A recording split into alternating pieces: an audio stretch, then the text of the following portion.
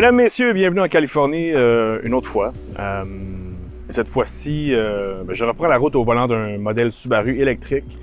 Comme vous avez pu le voir dernièrement, mon collègue Antoine Joubert a pu essayer le Toyota CHR électrique et le Toyota BZ Woodland. Et aujourd'hui, on commence avec le nouveau Subaru Uncharted 2026. Un nom qui pourrait en faire sourciller quelques-uns. Uncharted qui pourrait être traduit par territoire inexploré.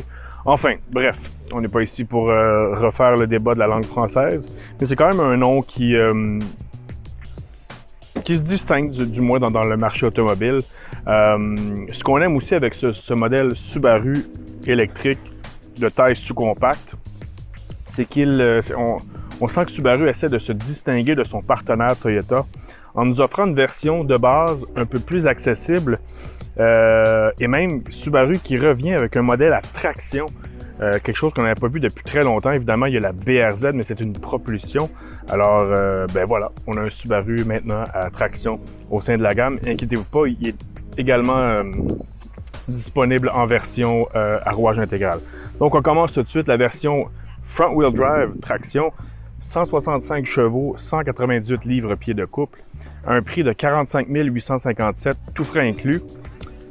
Deuxième échelon, front-wheel drive LR pour traction autonomie prolongée, 221 chevaux, 198 livres-pieds de couple et un prix de 49 857 $. C'est l'équivalent de la version de base du CHR chez Toyota. Après ça, on passe aux choses un peu plus sérieuses, les versions un peu plus performantes.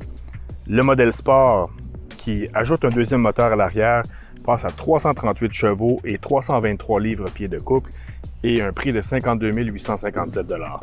Au sommet de la gamme, comme celui-ci, facilement reconnaissable par son toit contrastant noir, le GT, même puissance, même couple et un prix de 54 857 $. Essentiellement, c'est une bonification de l'équipement intérieur avec un toit justement panoramique en vitre. Parlons aussi de l'autonomie, c'est quand même important du côté électrique. Le modèle de base, 399 km. Le modèle à autonomie prolongée à traction, 496 km. Et quand on passe aux versions plus performantes, on perd en autonomie, évidemment. Les deux offrent 438 km d'autonomie, ce qui est sensiblement bon dans un créneau où la plupart des VUS de cette catégorie offrent sensiblement les mêmes types d'autonomie. Pour recharger le véhicule, Subaru annonce environ 11 heures pour recharger sur une borne de niveau 2 et on estime à peu près à une demi-heure pour sur une borne de niveau 3 de 10 à 80%. Et on prend tout de suite le volant du Subaru Uncharted 2026. Un véhicule beaucoup plus compact que le Trail Seeker qu'on vient à peine de stationner. C'est dur à dire, on ne l'a pas encore conduit sur la route, ce petit véhicule, mais on sent qu'il déjà, là, après quelques coups de volant, qu'il est beaucoup plus court, donc ça aide un peu en conduite hors route. Mais pour ce qui est du reste, on a sensiblement les mêmes chiffres de puissance, quoique le Uncharted soit un peu moins puissant que le Trail Seeker, 338 chevaux dans ce cas-ci, ce qui est déjà énorme pour un petit véhicule comme ça, contre 375 chevaux pour le Trail Seeker. Ici, c'est le même problème. Il n'y a pas de pneus tout-terrain. De toute façon, ce n'est pas la mission première d'un véhicule électrique urbain comme le Uncharted ou le CHR de Toyota, disons-le. Donc, pour l'instant, tout va bien. On a activé le mode X-Mode et j'ai même chose pour la caméra qui m'aide à franchir justement cette butte. Voilà, on a même l'aide quand on descend, le Hill Control Descent, comme on dit dans la langue de Shakespeare. Et pour ce qui est du reste, c'est vraiment un véhicule quand même très facile à prendre en main, agréable aussi à conduire. Bon, évidemment, comme au risque de me répéter, on n'a pas roulé encore le véhicule sur la route.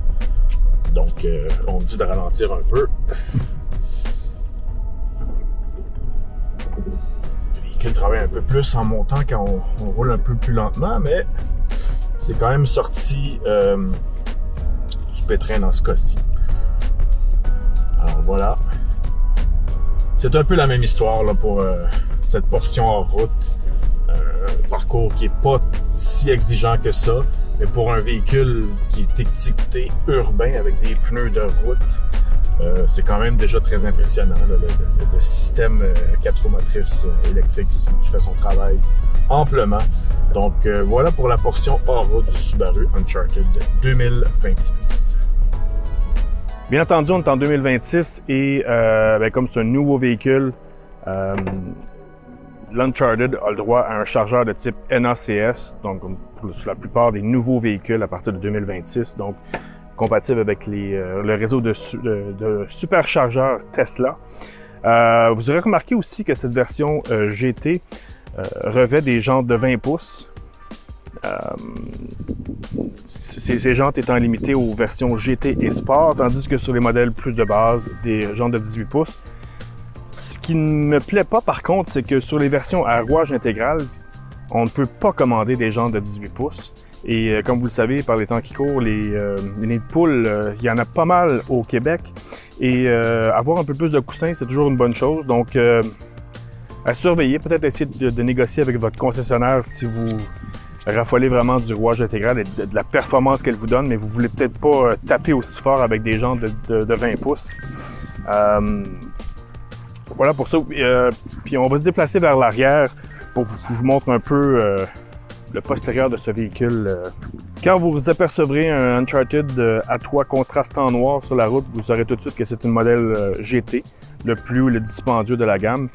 C'est drôle parce que les versions à toit de même couleur que la carrosserie, je les ai trouvées un peu plus expressives, un peu plus originales. On dirait qu'on perd la ligne de toit avec ce toit noir. Opinion personnelle. Et côté, une des choses que j'ai remarqué aussi durant cet essai, l'espace cargo est quand même très bon pour un petit véhicule. Là où ça perd des points, par contre, c'est derrière, où l'espace est assez limité. C'est vraiment là où on voit l'espace pour les jambes qui est trop petit. Donc, c'est une de mes critiques.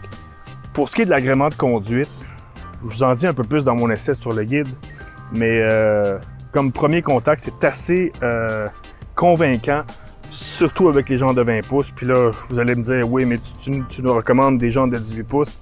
C'est vrai, mais sur une belle route de la Californie, il y en a des belles routes au Québec, les jantes de 20 pouces, on sent un peu mieux la route, le véhicule est bien planté et fichement rapide en ligne droite. Donc, voilà pour mes impressions de conduite plus brèves. Je vous invite à surtout surveiller mon essai plus complet dans les pages du Guide de l'auto.